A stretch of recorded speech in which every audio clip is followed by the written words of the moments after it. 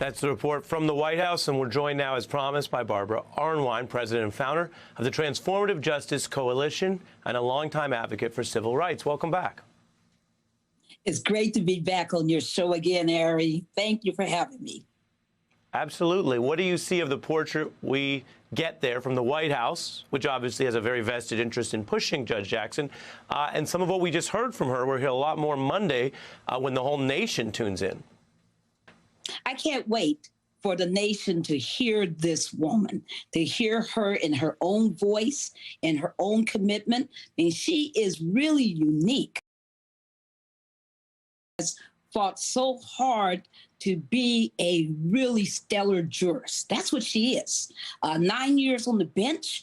She has really advocated strongly for, to be a good judge, fair, considerate, careful in her opinions. What I find amazing is when you look at the letters, talking about supporting her from all the many diverse groups, how many cases of hers are cited and how much people go into her jurisprudence and her reasoning and her fairness. I think that just speaks volumes about her.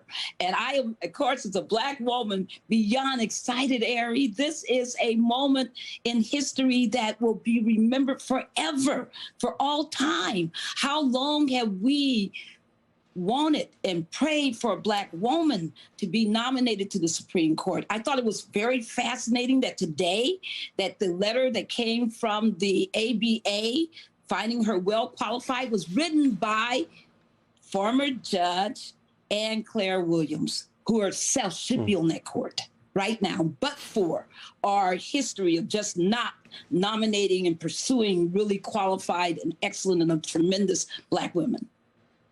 Well, you make several important points, including one that we've touched on before, which is discrimination by its very essence is the non-meritocratic, non-substantive disappearance of people. So that not only hurts those people and is unfair, period, it also hurts the rest of us in society when we're denied those talents and skills. So I appreciate your point there. I'm curious what you thought of the White House. We showed this because I was there and talking to them. And it's always funny as a journalist, a lot of civil rights advocates I know are excited that she would be the first defender, as mentioned, since Marshall. You bring that up around the White House and the politics of this, the first thing they say is, yeah, that's cool, but look at the police endorsement, look at the other stuff. I'm curious what you think about all that.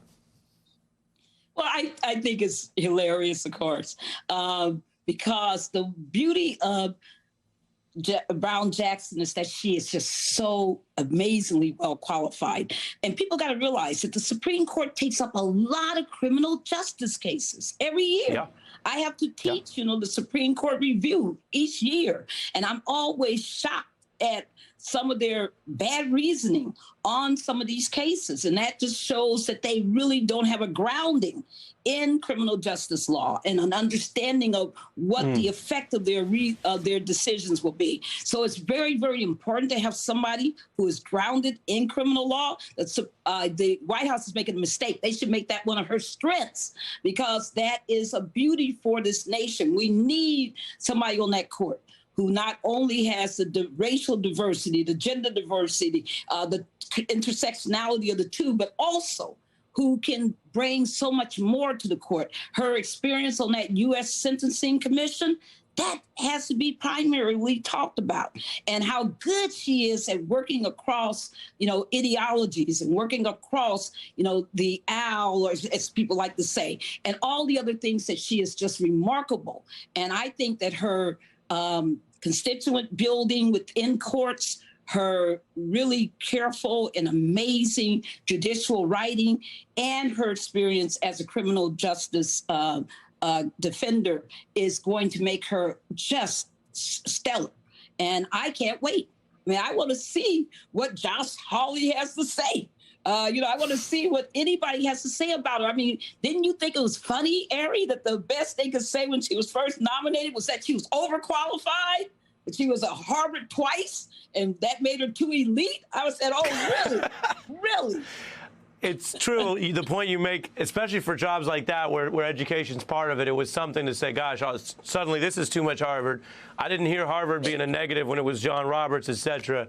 I got to go to the break, Barbara. There's so much going on in the world, but this is going to be an important thing for the reasons you stated. For people who know you, they know your substantive enthusiasm. And if those don't know you, well, if they watch tonight, they see it. It's lovely to talk to you again. Thank you for having me.